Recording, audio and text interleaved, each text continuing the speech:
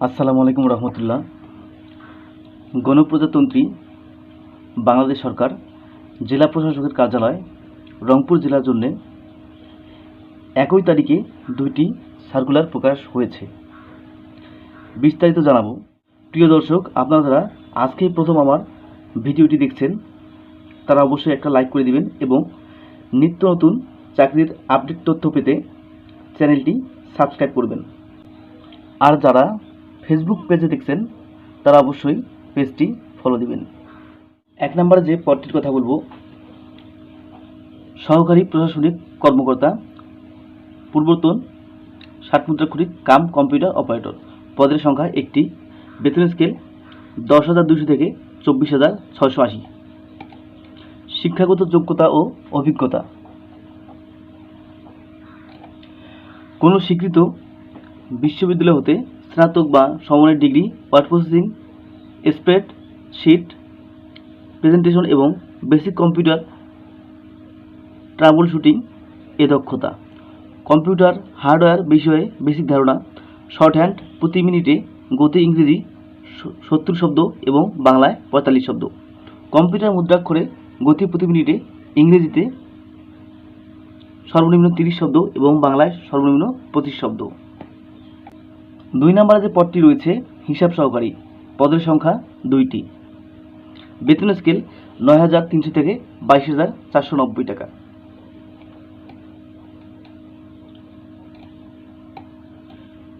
শিক্ষাগত যোগ্যতা ও অভিজ্ঞতা: কোনো স্বীকৃত শিক্ষা বোর্ড হতে উচ্চ মাধ্যমিক সার্টিফিকেট বা সমমানের পরীক্ষায় উত্তীর্ণ, কম্পিউটার চালনায় অভিজ্ঞতা এবং কম্পিউটার মুদ্রাক্ষরে গতি প্রতি মিনিটে ইংরেজিতে সর্বনিম্ন 20 শব্দ এবং বাংলায় সর্বনিম্ন 20 শব্দ। 3 নম্বরে যে পদটি রয়েছে, সার্টিফিকেট সহকারী। পদের সংখ্যা 1টি। বেতন স্কেল 9,300 থেকে 22,490।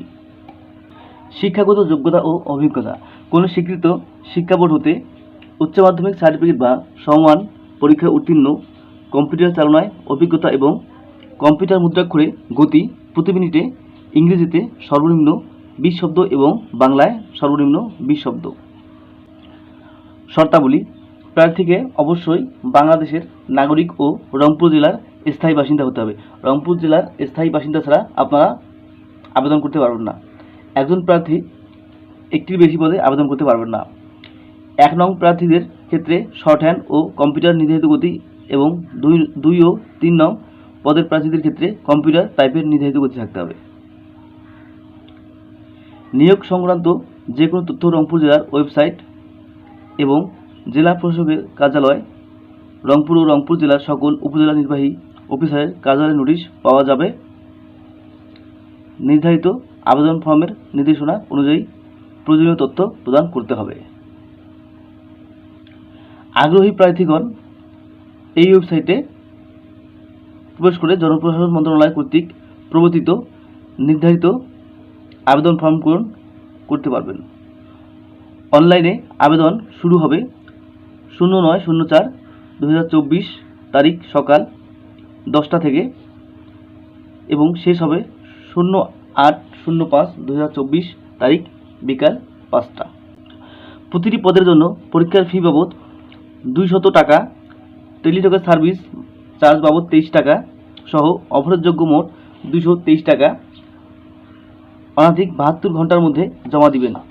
এখানে বিশেষভাবে উল্লেখ্য যে অনলাইনে আবেদনপত্রের সকল অংশ পূরণ করে সাবমিট করা হলেও পরীক্ষার ফি জমা না দেওয়া পর্যন্ত অনলাইনে আবেদনপত্র কোনো অবস্থাতেই গৃহীত হবে না।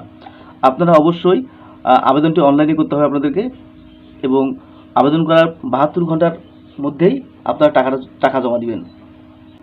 লিখিত পরীক্ষায় উত্তীর্ণ প্রার্থীদের মৌখিক পরীক্ষার সময় নিম্নবর্ণিত কাগজপত্রাদির মূল কপি উপস্থাপন করতে হবে। সিটি কর্পোরেশনের মেয়র, কাউন্সিলর, পৌরসভার মেয়র, কাউন্সিলর, ইউনিয়ন পরিষদের চেয়ারম্যান কর্তৃক প্রদত্ত নাগরিকত্ব সনদপত্র। শিক্ষাগত যোগ্যতার প্রমাণ স্বরূপ সকল মূল সাময়িক সনদপত্র। প্রথম শ্রেণীর গেজেটেড কর্মকর্তা কর্তৃক প্রদত্ত চারিত্রিক সনদপত্র। পরিচয়পত্র অথবা সিটি কর্পোরেশনের কাউন্সিলর, পৌরসভার মেয়র, কাউন্সিলর, ইউনিয়ন পরিষদ চেয়ারম্যান কর্তৃক প্রদত্ত জন্ম নিবন্ধন সনদপত্র।